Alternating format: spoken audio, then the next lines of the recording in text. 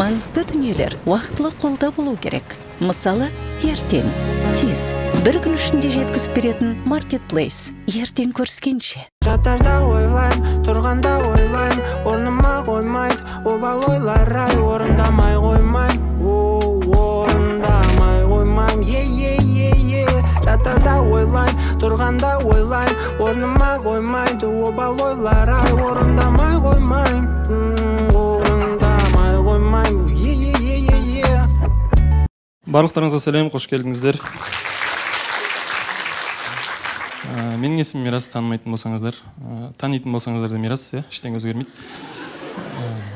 Соңғы кездері түсінгенім, айналам толған махаббат болып баратыр. Бүкіл жерде махаббат, бір көшеде жүрсең қыз бен жігіт, киноға барайын десең парочкалар отырады, бір кофейняға барайын десең бұрышта бір-бірінің аузына торт салып, өкөсеп, адам нервісіне тиіп. Білмеймін, бүкіл жер махаббат. Мен уже мына жерімде тұр махаббат дейтін нәрсе. Тиктогымда ерегесетін сияқты маған бір. Тиктокқа кірсең, тек отношения видеолар, қыз бен жігіт, қолын қойып, краскілеп, астына дата жазып. Мен уже пожаловаться дегенді басам каждый раз.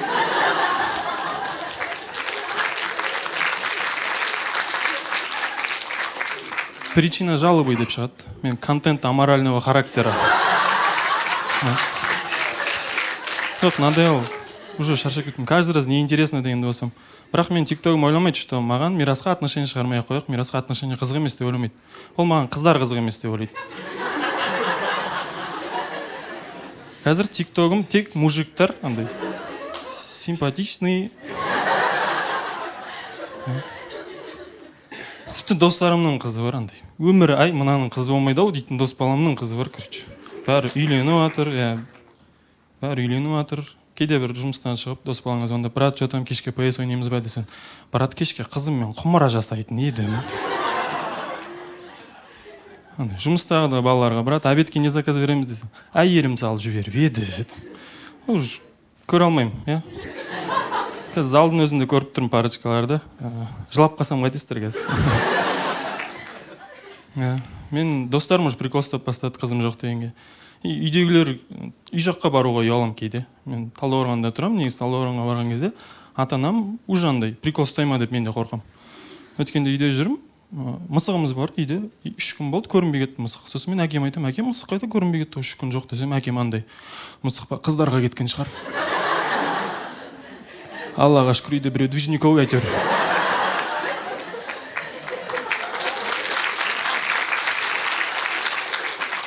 Үйдегілер сөйтіп сөйлеп жатыр. Бірақ маған үйдегілердің махаббаты өте қатты ұнайды. Біздің үйдегілердің махаббат оқиғасы да күшті басталған. Менің анам жас кезінде тұрып жатқан үйдің қасына жаңадан көршілер көшіп келеді. Ол үйде бір үлкен апаны көрген мама үйде тамақ жасап отыр, бір порция тамақты апарып бере салайын деп ойлайды. Лағман жасап отқан, лағманды апарып берсе, үйдің ішінде менің әкем отырады. Екеуі бір-бірін көреді, искра буря, сөйтіп ғашық болады. Бірақ бұл менің мамамның версиясы. Әкемнің версиясы бойынша менің мамам ана тамақпен оқытып алған батя.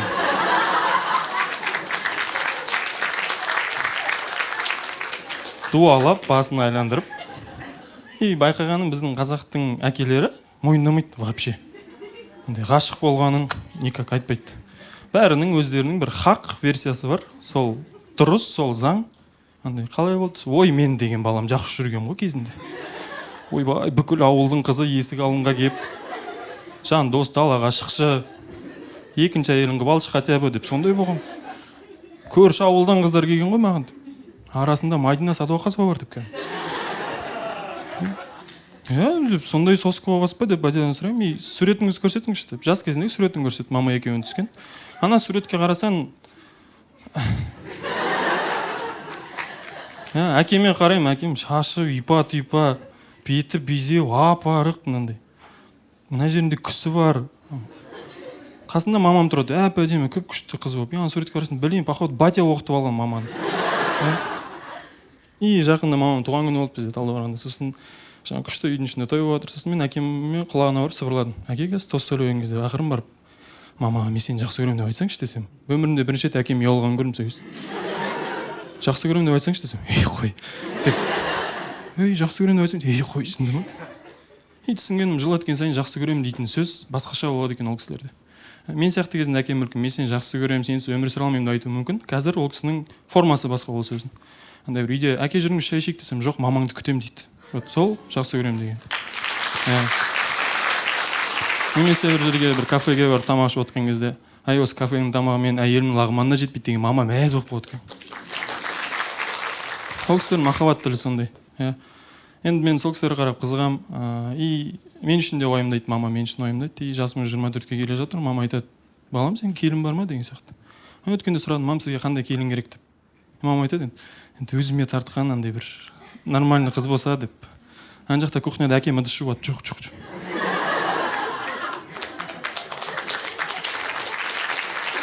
И махаббаттары біртүрлі андай бір сырт көзден қарайсың ғой, блин, екеуі бар ғой, вообще сүйіспейтін сияқты андай. Андай бір чисто по приколу андай. Дос болып сөйтіп қосылып кеткен сияқты көрінеді ме?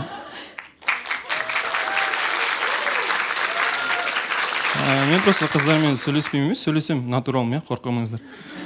Бірақ қыздар тез дамып бара жатқан сияқты маған сөйтіп көрінеді. Или мен тупоймын ба? Андай, бір қызбен сөйлесейін десең, ана қыз андай бірдеңе оқып алған өзі. Даже TikTokта қыздар бос отырмайды. Личные границы дейтін бірдеңе көріп отырады. Как отличить абьюзера деп сондай видеолар көріп отырады. Мен өткенде 2 минут бойы андай мяу дейтін. Бір мысық балық ұрлап, мен жылап ана мысық. Түрмеге қамалып ана мысық.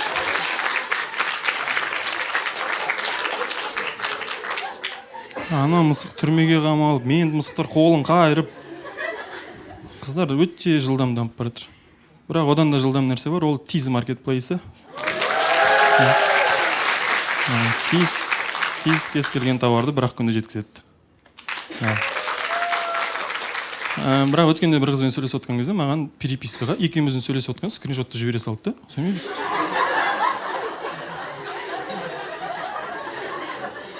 Мен түсінбей қалдым. И ой, случайно деп өшіріп тастады.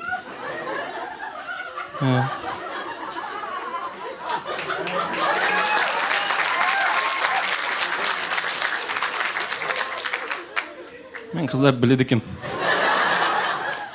Маған сөйтіп жібере салды, сосын артынан ой случайно деп өшіріп тастады.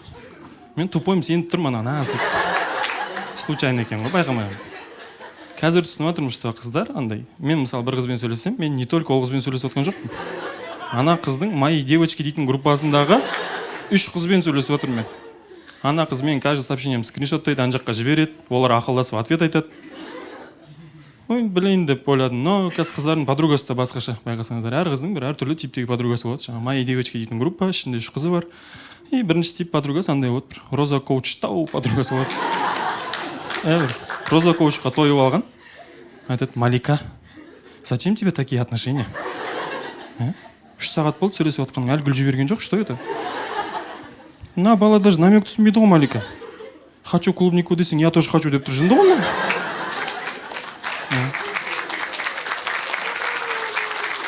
Сондай болады. Сосын бір екінші типтегі подругасы бар, ол қызға вообще пофиг бәріне.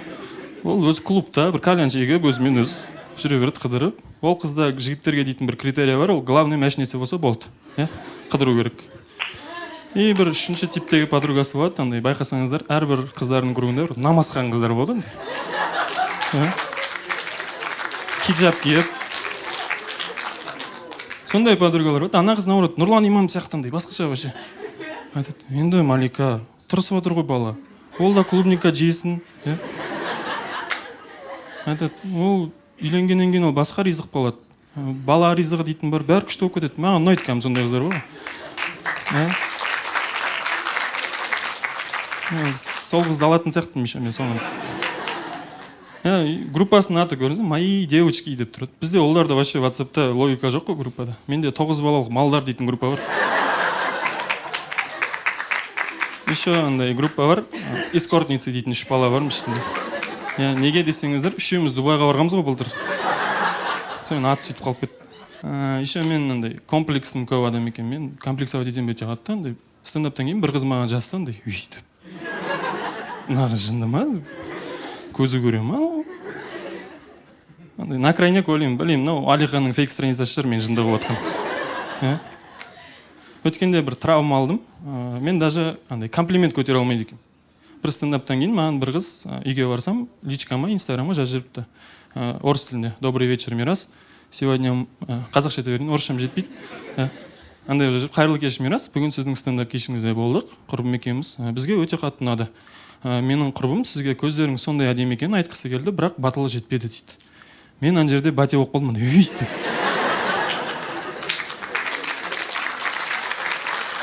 Мен не болып қалдым үйдің ішінде. Ал маған сөйтіп қыз жазса, менің миым өшіп қалады. Мен миым өшіп қалады, андай қолым дірілдеп бір қуып кетем. Мына жақтан 2 купидон шықты андай махаббаттың садақпен. Давай, Мирас, сөйлесейік, шанс мынау деп.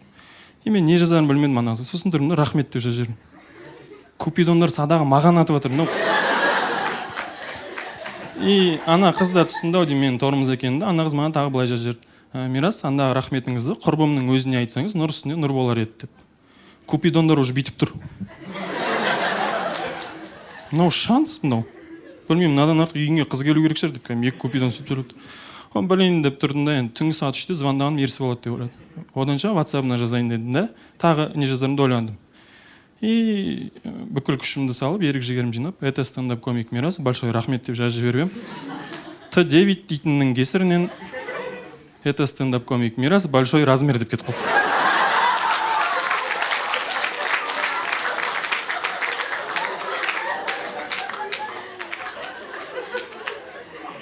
Екі купидон бір-бірін атып атырды.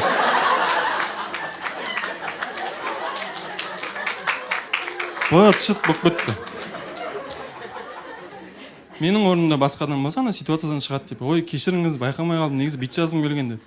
Мен ана жерде ойбай деп. Ойбай. Басқа адам сообщениені өшіре салады. Мен удалить деп басайым деп, удалить у меня деп.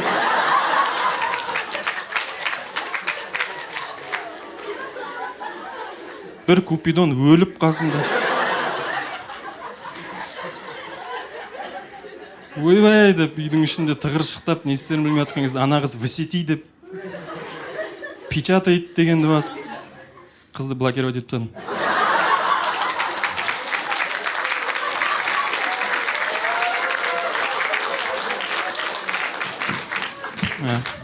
Бірақ енді осы эфирді пайдаланып, мен сол қызға бірдеңе айтқым келген, ол қыздың аты Мадина еді. Егер Мадина мені көріп отқан болсаң, мен сенен шын жүректен кешірім сұрағым келді, бірақ менде большой размер. Менде бар осы, рахмет.